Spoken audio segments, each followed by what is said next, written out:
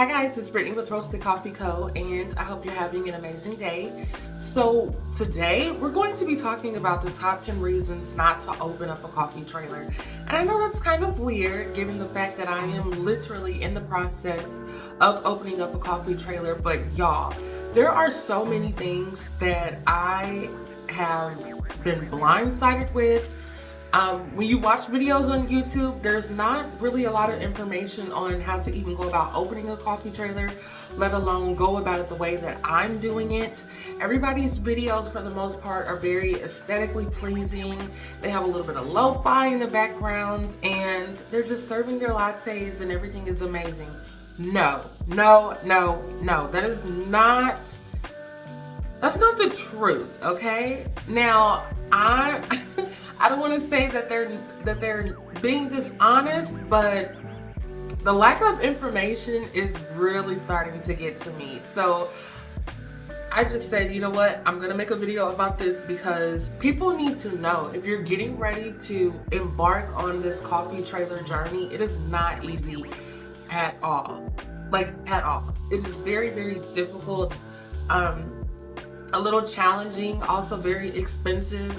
And it's stressful, which is why I look the way that I do, because I've just been going through it. So I'm gonna give you top 10 reasons why you shouldn't open up a coffee trailer, and then we'll go from there. If you see me looking down, it's because I literally have a list detailing why you should not do this. So first point is high competition. Now, luckily, I live in Houston, Texas.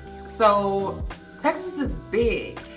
We do have a lot of coffee places here, but they're more so like your franchises. So, of course, Starbucks, Dunkin', Black Rifle Coffee, Peet's Coffee, Scooter's Coffee. Like, they're the big names. We do have a lot of little local independent coffee shops out here too.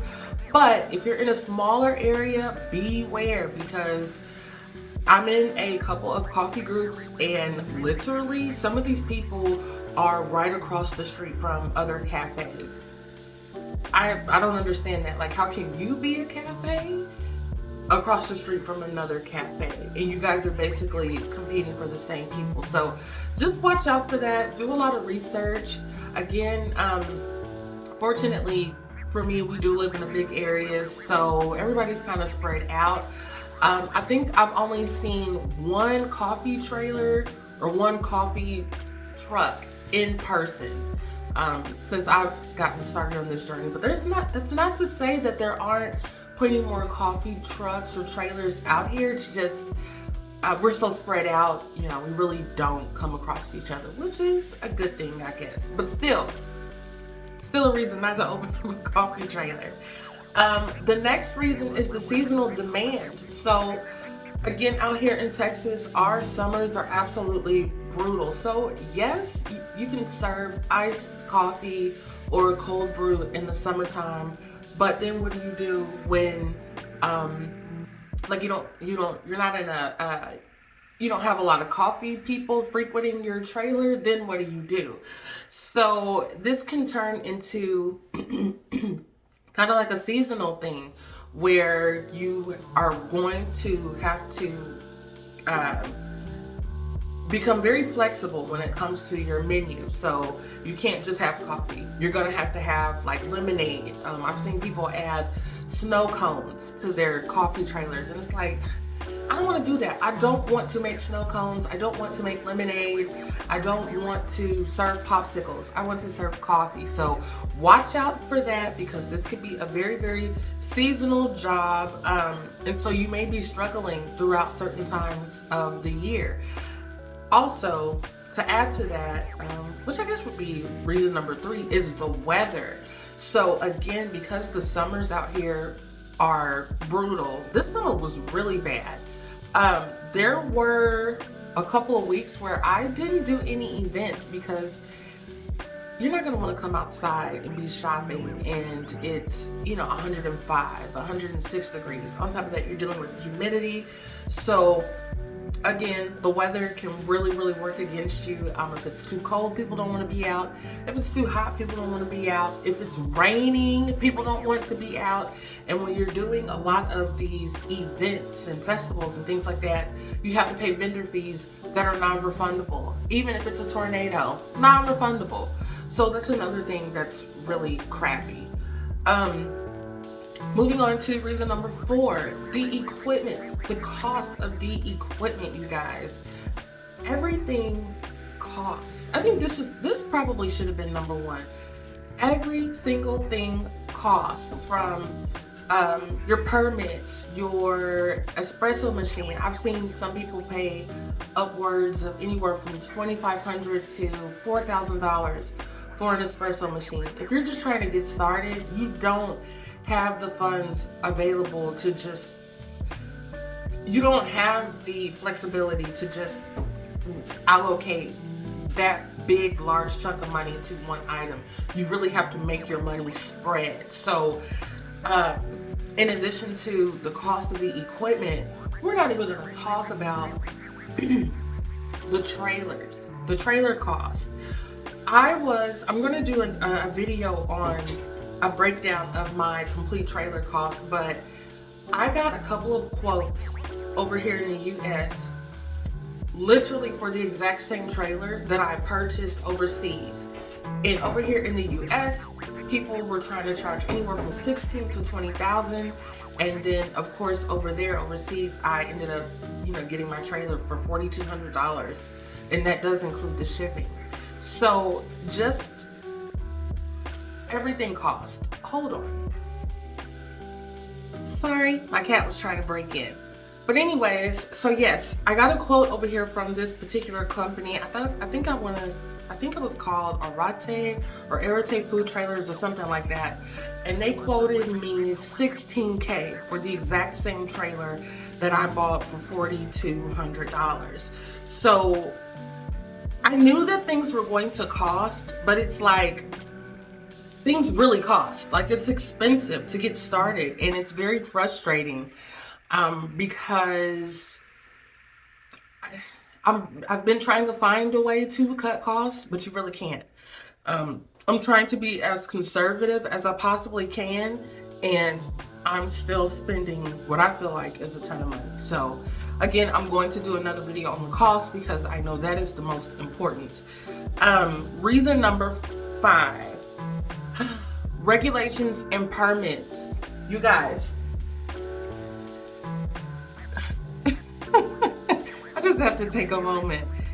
There are so many different entities involved in this process. It's a little challenging to keep up. So, first and foremost, we're not even talking about the fact that you have to get your business license if you're going to, if you want to be legit.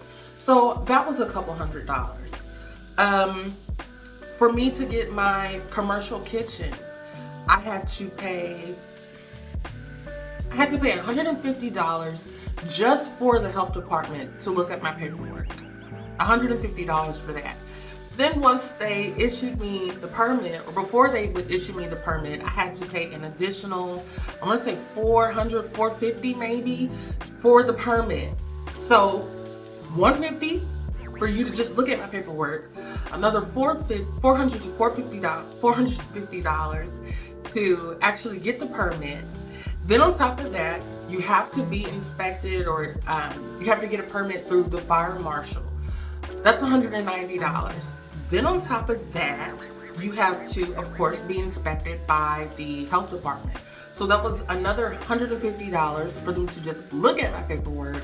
And then I'm not even sure how much the permit is gonna cost, but let's just say anywhere from $400 to $500. And that is for them to inspect the trailer and give me the permit for that.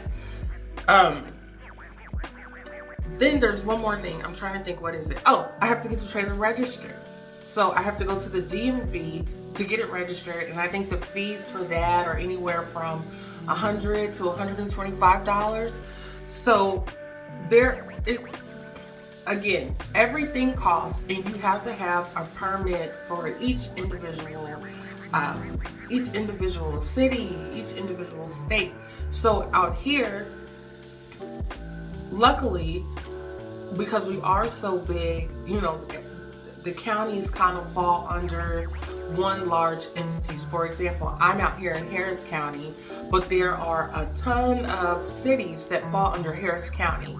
So once I get my Harris County permit, then I will be able to travel around to all of those cities under Harris County. However, each individual city may also have their permit rules and regulations. For example, I live close to this city called Tomball, and they have their own little food truck process that you have to go through, and you have to have a permit for them as well. The rules and regulations, y'all, I'm getting frustrated. I'm getting so frustrated talking about this because it's a very daunting process and frustrating. Moving on to number 6 is location limitations. So, depending on location, that is the major factor. So you can be in some places where you're getting a lot of traffic, and then you can be in places where you are not getting any traffic at all. And then that also falls under your different events. So there may be some events where you just absolutely crush it, but then there's others where you're just like, what did I come out here for? So, and I've experienced that with my cart a couple of times where you're like, man, the weather is great. The weather is great. Like, what is the problem? And it's, there's a football game going on today, or there's a concert and everybody's there. So, your location is going to be super, super important. I have seen a lot of people in the mobile coffee trailer Facebook group. Join that group if you can, please. But anyways, I've seen a lot of people in that group that have said that they've totally given up on doing events because they are way too hit and miss. I haven't even done an event with my trailer yet, and I can tell you right now, not to be a Debbie Downer, but I can tell you right now, I am dreading it because I'm gonna have to get up, make sure that I have my gas or propane for my generator. Not to mention, generators weigh like 200, 250 pounds. So if my husband is not helping, it's all on me. Get up, make sure that you have your fuel, make sure that you have all your supplies.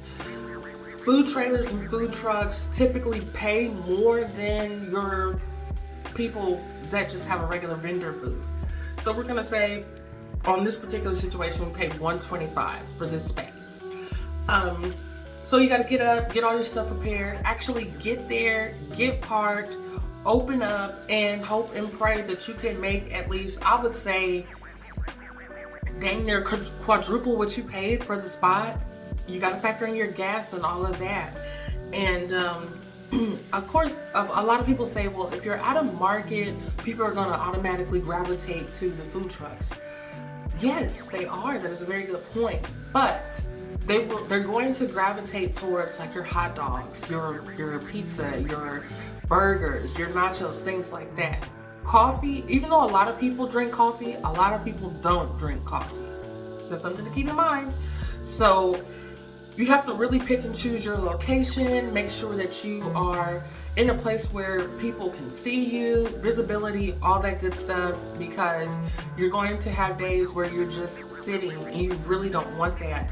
I've seen a lot of business owners say that they just opted for just setting up in a parking lot, and that seems to work for them. So yeah, location.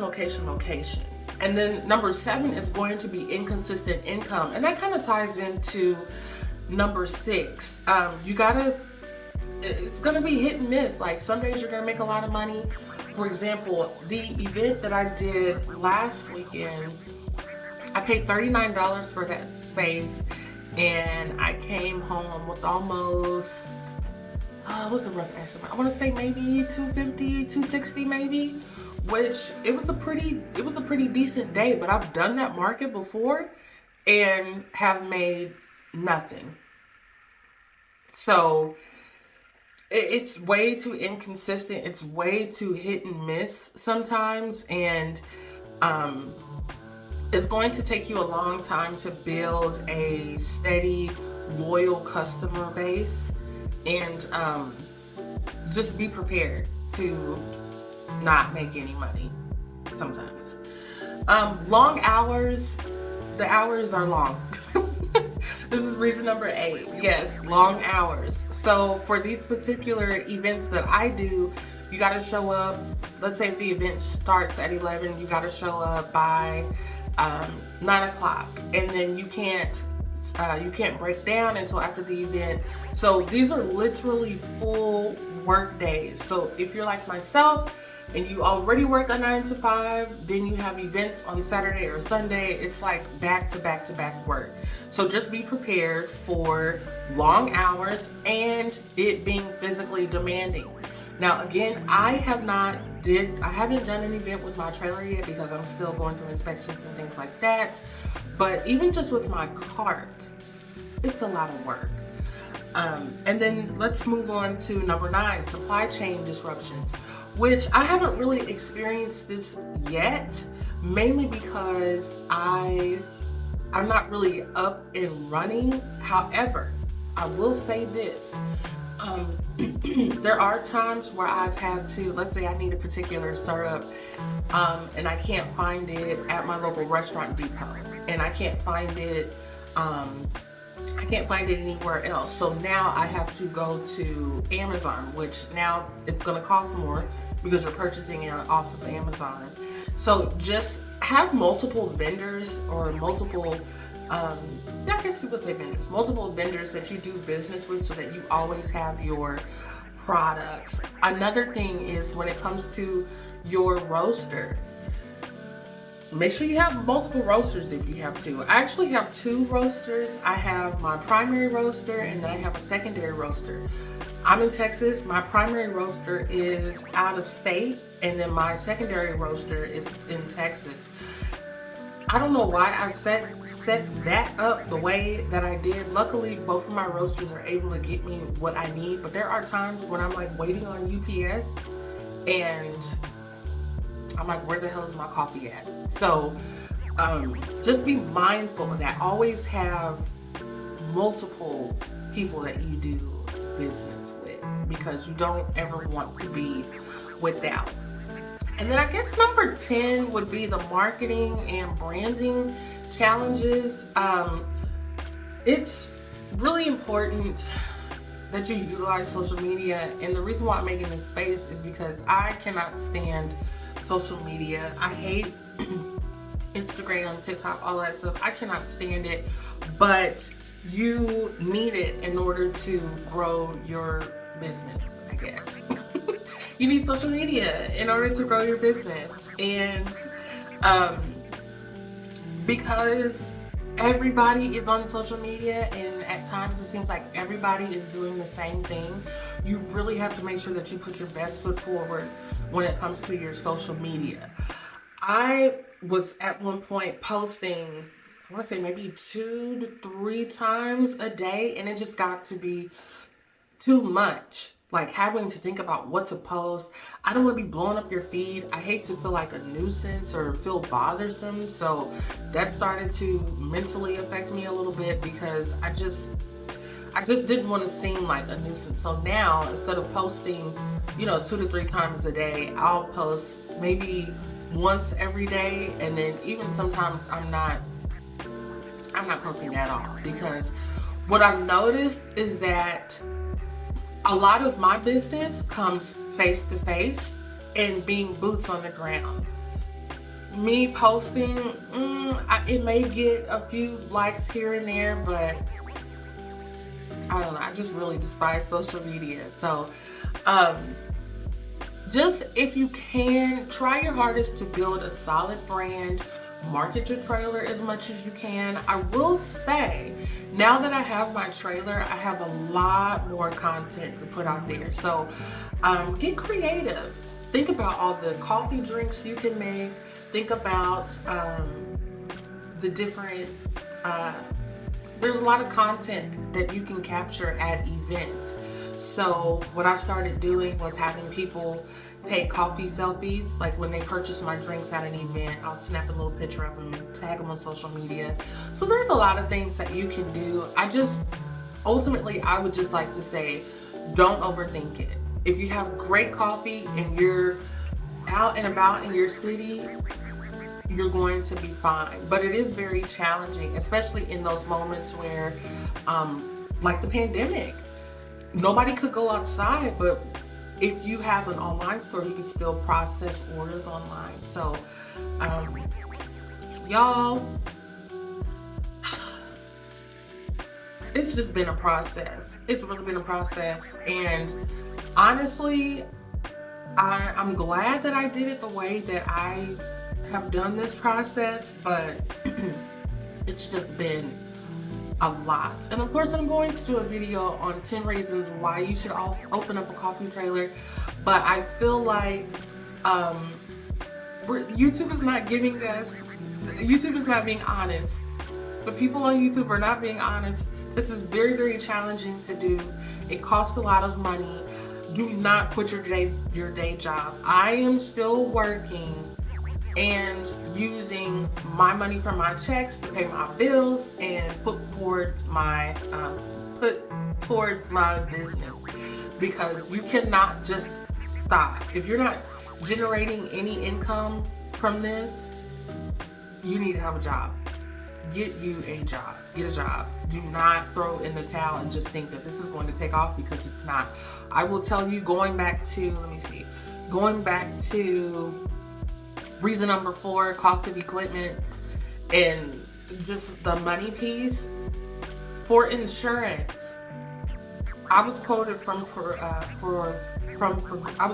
by Progressive $5,600 for insurance, and that's for 12 months. I had to pay my initial down payment, which was $850. I had just got paid on Friday, and already half of my check went to insurance. $850 for an initial payment, and then every payment after that is going to be $424 a month. So $424 a month for insurance, and this is just my Durango and my trailer. Already $424. I have to pay an additional $200 for my commercial kitchen, so that's what, $624. Then on top of that, my trailer is in storage. That's $125. So that's already what, over $700, $800 almost. Then on top of that, that doesn't even include my website. So Shopify can range anywhere from I want to say $50 to $80 a month, and I'm at the lowest tier, lowest options, all that good stuff. And then what else? Oh, my coffee, which fluctuates. I'm paying $9 a pound, and so that can fluctuate from anywhere from $130 to $250 depending on how much coffee I order. Like,